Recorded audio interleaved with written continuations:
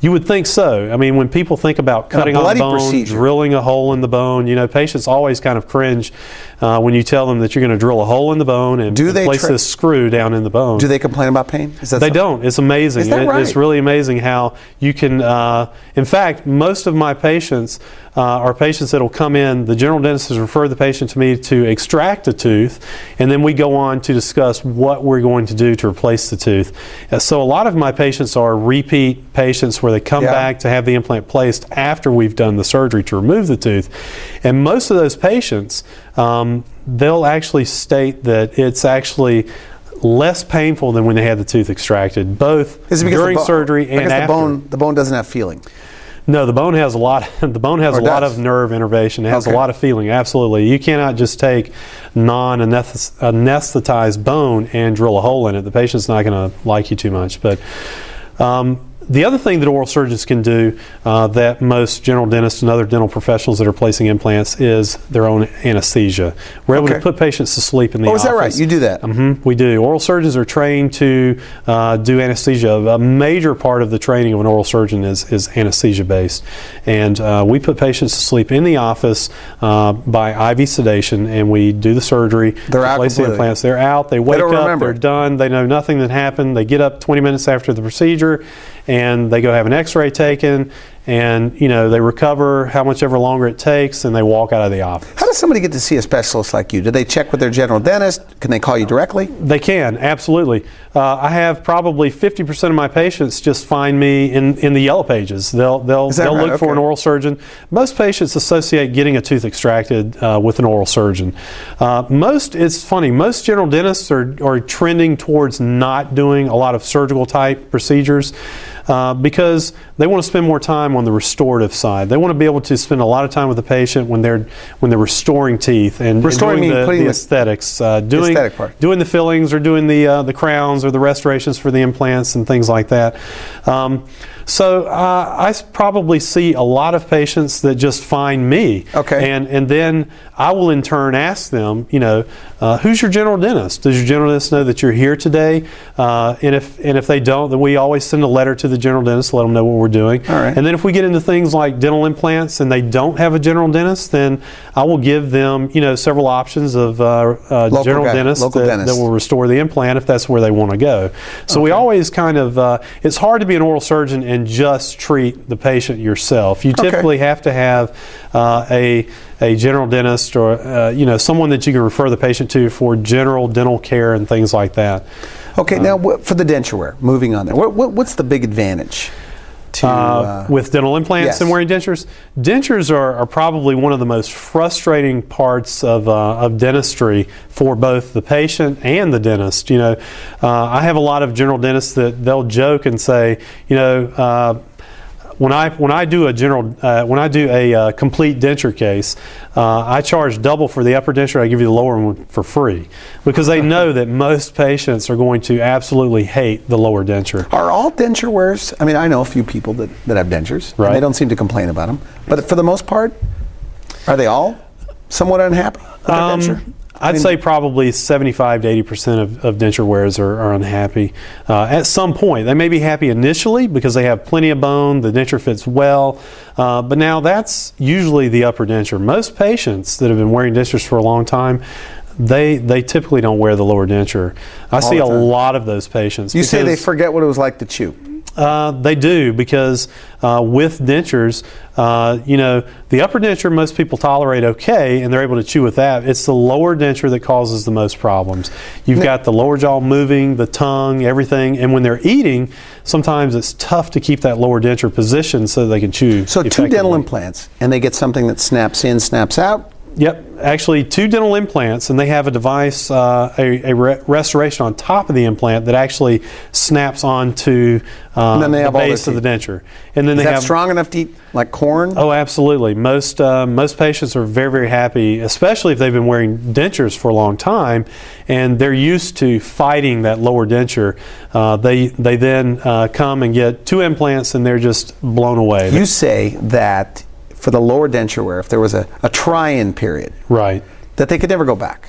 No, if you took a patient that's been wearing a lower denture and you place 2 implants, and they think they're fine, And then they have the, absolutely, they've been doing fine with the lower denture.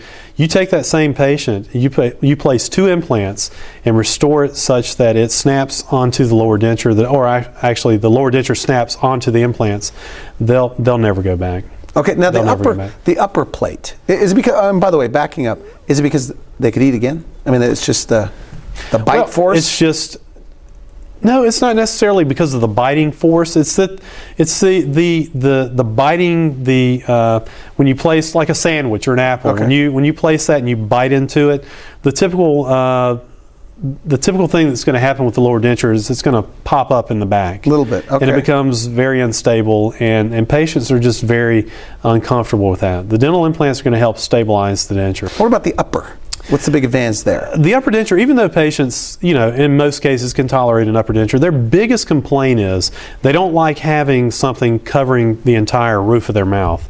They don't like that. I have a lady right now who she came to me because her general dentist, told her that she needed to lose the remaining teeth in the upper jaw, and she was going to have to go into a denture.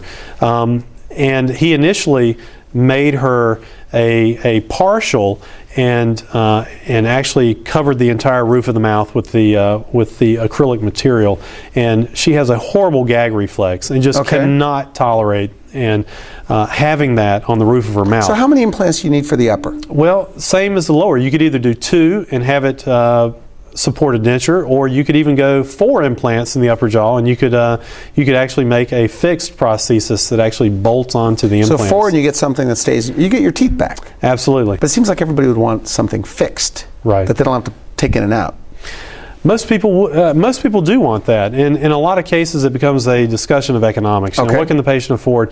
But what's so funny, Randy, is when you look at the grand scheme of things, the amount of money that patients spend on root canals, crowns, and bridges, and things like that, it becomes actually the same or even cheaper with dental implants in some cases. We're going to take a quick break. We come back. I want you to take me through the process. What happens on day 1, and how do you determine whether they have enough bone, etc., the whole process, downtime, etc. You're watching The Wellness Hour, the leader in medical news and information. I'm Randy Alvarez. Today's topic, what you need to know about dental implants. We'll be right back. You're watching The Wellness Hour, the leader in medical news and information. I'm Randy Alvarez. Today's topic, what you need to know if you're considering dental implants. With us, we have oral surgeon, Dr. Burtner. Dr. Burtner, okay, the process. What happens on day 1? Somebody watching this, they're wearing a denture, they go in, what happens? Randy, when the patient comes to me, I spend a lot of time with the patients on the initial visit. Even if the general dentist has already given the patient a lot of information, I come in and I just tell the patients. So they meet with you? Absolutely. Are you always wearing a suit and tie? No, I'm usually a little more casual in the office. I know, we told you to wear a suit and tie today. That's right. But, I come in and I tell the patient, listen, I'm going to tell you everything that I know about dental implants. And you stop me and you can tell me, okay, I already know that, Dr. Burtner, but all right. Very few patients do that. They want to hear the whole spiel. So I just start from ground zero, and I explain to them what a dental implant is. I explain to them that it's basically a screw that's made out of titanium, and it's going to be placed in the bone. And actually, when you have the implant placed, I explain to them that the first part of my procedure is placing the implant, and then you cover it up. When you put the implant in the bone, you put a little cover on top of it, and then you sew the tissue over the top. And normally they're going to wear a little trial, temporary. Then the bone just prosthesis. kind of holds on to that, or grabs not initially. When you initially place the implant in the bone, you're going to have just the mechanical forces stabilizing the implant. The other thing, Randy, and I tell patients all the time, I'm very conservative with implants. A lot of times, patients want to come in, and I explain to them the only problem with the dental implants is, in most cases, it's not instant gratification, and unfortunately, that's what everybody wants. All right. But I explain to my patients part of the success of the cases that I do is I'm very conservative. I don't push the edge of the envelope. I don't know what place that means, the implants. very conservative. meaning that, I don't do a lot of immediate restorations with the implants, meaning you place the implant, the patient leaves your office, goes to their general dentist, and he puts the crown on top of it. Typically a temporary crown. But, there are certain indications where that can be done without any problems. I don't want to give the impression that, oh no, Dr. Burtner said that's not good, because that's not true. It's in some cases that is a good thing to do. But in most cases, I explain to people, listen, this is your money. Let's put it